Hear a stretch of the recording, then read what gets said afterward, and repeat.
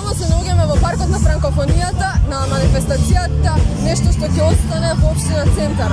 А денес со мене се оние кои дефинитивно ќе останат, а и долго време останале на македонската сцена. Едни единствени ДНК. Здраво. Браво, Виктора. Како сте? Jeste super, ako okreneš mikrofonot, ќе биде ќе се случа се. Супер, ајде. Добре сте? Супер.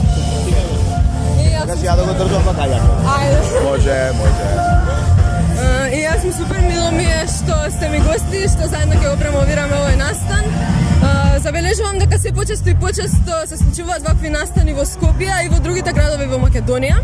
Па дали сметате дека конечно сме на прав пат и почнавме да си го почитуваме своето? Ја, ајде, Кон него, па видете, јас наискрено се надевам дека сме тргнати на правиот пат, бидејќи доста години веќе од сите околни овие наши соседски земји ни го зима леб од време нешто и ние да заработиме. Тоа значи дека вие не вредите, не е вие крив народот и соседите. Вие треба да сте подобри, господине. Бориме. Така кажа членот на ДНК. Вие, Панчо, што ќе кажете? Јас сакам да се наврзам на прашањето и да ве прашам дали според вас децата во Македонија слушаат доволно македонска музика?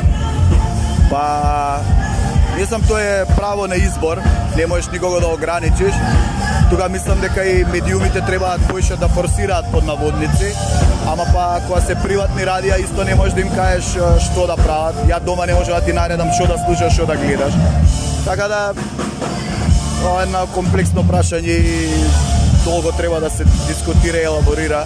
Значи, рибата секогаш знае смрди од главата, така да има многу работа, да се смена. Верувам дека на секој дете во Македонија кој што сака да успее, би му значило вашето мислење, бидејќи вие сте многу долго на сценава и сте идоли на многу генерации. Па затоа сакам да ве прашам каков совет би му дале на некој дете во Македонија што сака да почне да се занимава со музика онака посериозно. Ја прво ќе кажам, па после Андреј да само да биде упорен и да не слуша ништо од страна, бидејќи ние кога почињавме ни се смеа, ни затвара телефони, немавме спонзорства. Секој почеток е тежок, многу се ретки оние кои имале пуш и помош и колку и да се квалитетни или неквалитетни, мора сами да си го градат патот, оние кои немаат среќа како нас, пример. Да, се што кажува Панчо, така ние сме почнати многу скромно и многу скоро без ич. И сите овие 20 години напорно сме работеле. Многу текстови, многу песни, многу пеење, многу трчање за да се дојде до ова ниво. И за крај на ова интервју сакам да ве прашам дали спремате нешто ново, дали имате нови песни и уште нешто да ми кажете какви ви се очекувањата за турнејата во Австралија што ќе се случи во декември со оглед на тоа што во Австралија живеат над 200.000 македонци. Ја мислам дека кажеш дека живеат кенгури таму. И ние се спремаме, мака. Он ќе биде коала, ја кенгур. Кад порастем бичу кенгур. Филмот.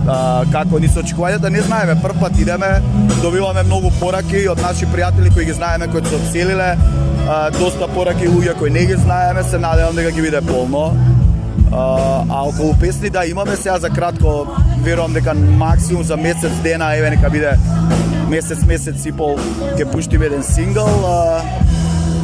Верувам дека ќе го знаете за брзо, може да биде и многу и наше неочекувани изненадување за сите.